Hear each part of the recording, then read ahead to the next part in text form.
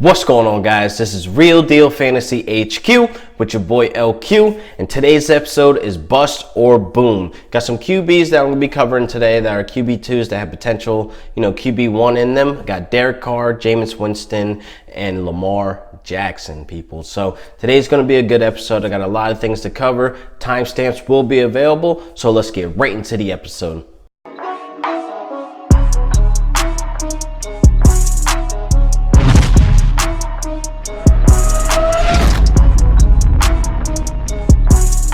So first up, we're going to be talking about Derek Carr for the Oakland Raiders. Now, he had a rough season last year under John Gruden, new head coach, first year, trying to get the kinks out with the complete circus going on, trading Amari Cooper, Khalil Mack. So it was just a lot of moving parts that were going on over there, and the offense was very underwhelming. So there was just a bunch of stuff going on, but Derek Carr was not fully to blame in that.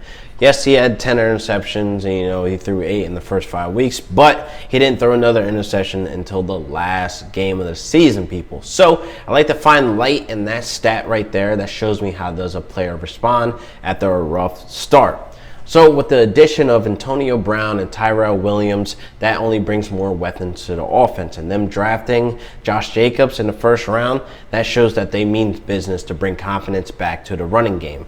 And they also address the O-line in the draft. So that's a lot of things that are rolling and ramping up for this offseason. That's some things that need to get worked out and some things that are just going to improve the offense. So I'm really excited to see how this Oakland offense is, with Antonio Brown definitely being the clear #1 target, and even with Williams being able to stretch the field of what he did in LA. So another guy that has good hands also. So I'm really excited to see how this all works out for Derek Carr. So I do believe Carr is due for a bounce back year, people. We need that 2016 Derek Carr back, and I do believe we're going to see it this year, being that he's put in the right position and he has the path, he has the weapons, he has the new offensive line and a new running back that I believe brings confidence back to that running game again, I say. But this is what's going to come down to. It's going to come down to the offense gelling together. Is Antonio Brown going to be a cancer to the locker room?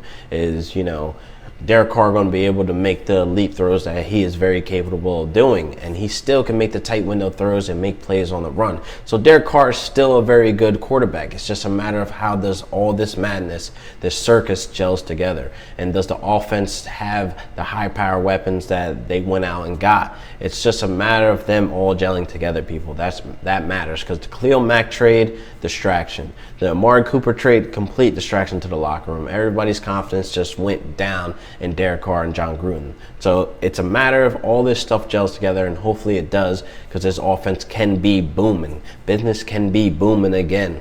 You got Antonio Brown as your clear #1 target, and I think Derek Carr will kill it this year for a nice bounce back. Next up, we're going to be talking about Jameis Winston for the Bucs. Now, he had a rough season last season, started the season off suspended, and lost the starting job to Fitzpatrick Magic. Now, he won the job back in Week 12 and remained the starter, so the confidence was regained there. With Fitz gone, there's no worries that Winston will be seeing the bench anytime soon. Now, head coach Bruce Arians, new head coach, I should say, 2-time head coach of the year, 2012, 2014.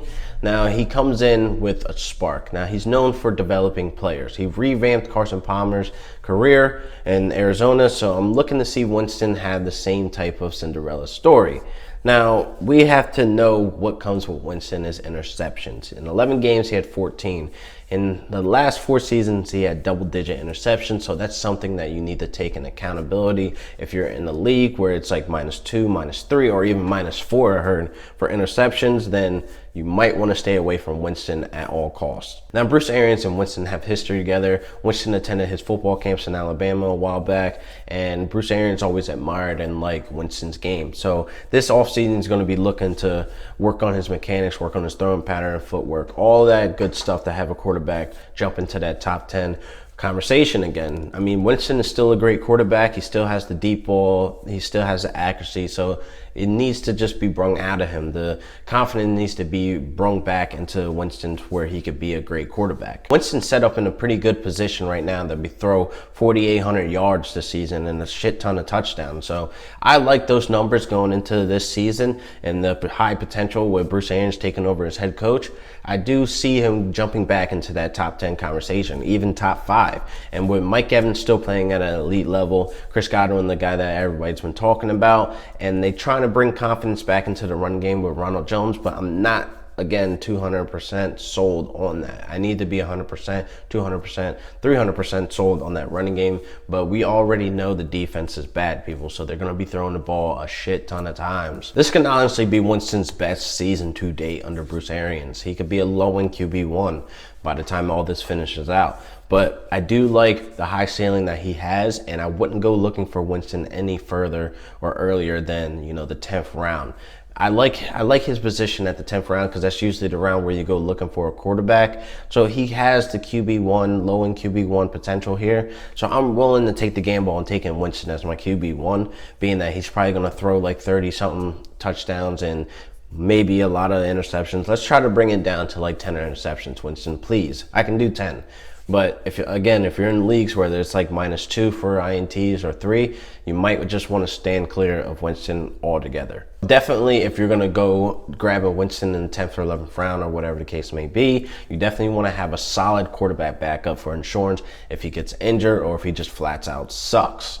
Next up, we got Lamar Jackson. I might get a lot of heat for this right out the gate. I think he's going to bust. He has 695 yards rushing. He had 1,201 yards passing and 11 touchdown totals, and he averaged 4.7 yards per carry. Now, I'm going to get a lot of heat for this. I know I'm not riding the Lamar Jackson hype train. It's more of a wait and see here, people. He's going to be trying to become a more balanced quarterback this offseason. They're going to try to work and develop his mechanics and his footwork and etc. to make him more of a pocket passer, to have him more balanced. But I don't see it happening just like that. Now, they signed Mark Ingram to make them, more balanced to where he takes the workload of running the ball more instead of Lamar Jackson running the ball 15 to 20 times a game. And the last 8 weeks of the season, a lot of people were really hyped that, Lamar Jackson was averaging, 18 points per game? Let's be honest, people.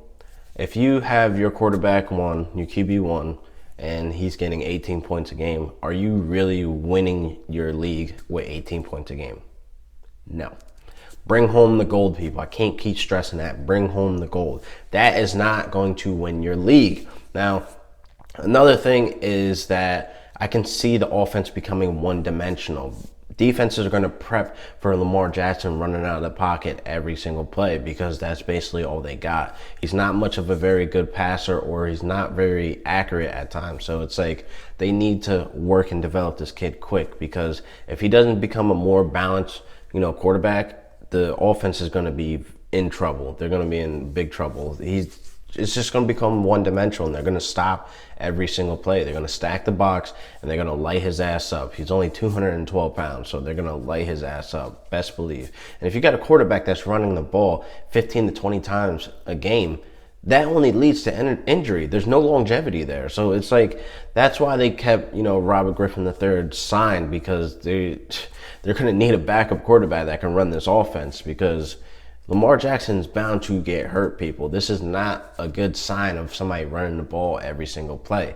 So them making him a more balanced quarterback this offseason is like A1 priority. They need to figure something out to where he can be, able to sit in the pocket and throw some slingers back there. But them, drafting Marquise Hollywood Brown, I'm really happy they did that. That brings some deep ball threat. And then they got Willie Snead. He's okay, he's not like a wilding receiver, but he's still a serviceable and reliable target. So all this being into the mix, and Mark Ingram also being signed, I do try to kind of see a different offense going into this season, that Joe Flacco was different from what Joe Flacco was taking control of. It has been reported, it's not like this is just out of the air, like nobody knew this, but Ravens want to become a run-first offense, which is okay, but you just need to have more weapons and open up that playbook where Jackson can sit in the pocket and actually do something. Because him running the ball every single play, like I said, is only going to lead to injury,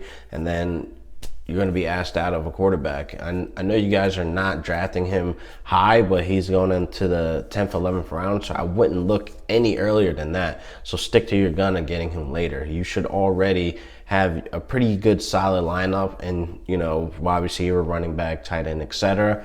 But I wouldn't go drafting him as my QB1. You know what I mean? He'd be like a late round. If he's there, then whatever. but I'm not drafting him to be my QB1 when he has no longevity. Like, this is a dangerous person here. Like, he's a ticking time bomb. Like, he's going to get injured. It's just going to happen. You can see it. If he's running the ball 15 to 20 times, I don't want that in a quarterback at all. But he's good for 1,000 yards, yeah, for sure, rushing. But he's going to have like 2,800 yards passing and maybe like 11 touchdowns again. It's nothing too wowing to where you can bring home the gold here, people. So I don't get this hype train for Lamar Jackson where they got him, you know, being like a top 10 quarterback going into this season, where there's plenty of other quarterbacks that are going to be throwing like 30 to 35 touchdowns and, you know, maybe a couple interceptions, 9, 10 or whatever. But I'm just going to stick to my gun of not drafting Lamar Jackson. It's a wait and see. Maybe he could wow me this season, and then next season he'll be in the conversation, you know, somebody that I'll pick up and put on my team. But as of this year, no, I'm good, love, enjoy.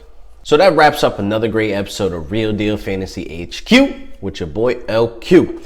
Now, bustin' or booming? Let me know in the comments below what you guys think about Jameis Winston, Derek Carr, or Lamar Jackson, what their 2019 fantasy outlook will look like. If you guys are sold on Lamar Jackson, good for you. If you're sold on Derek Carr or Jameis Winston, let me know in the comments below and I'll get back to you as fast as I can. And I'll see you guys next week for another great episode of Real Deal Fantasy HQ with your boy LQ.